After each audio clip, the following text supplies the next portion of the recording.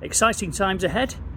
We're doing the final detailing of one of the two cars we're going to be exhibiting at the Goodwood Revival. We're leaving this Thursday. We're going to be there from Thursday night through to Sunday, stand 360. This is our nut and bolt restoration signature piece.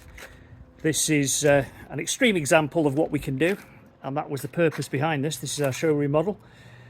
Every nut, bolt, washer, every single detail has been completely restored on this Jaguar XJ-S Lister. It's a 1982 car in a rare mineral blue. It was converted by Lister in 1985, and this is what they considered to be sort of the Mark 1, because it was one of the early Listers, this one. So it's got a various amount of modifications, including of course a manual gearbox, the signature of Lister at the time. This is credit to Laz. We've got a long journey, but not as long as Laz. Laz is coming all the way from our workshop in Hungary, 1,200 miles with his dad, sharing the drive. And we've just got a relatively short journey down the motorway from Cheshire.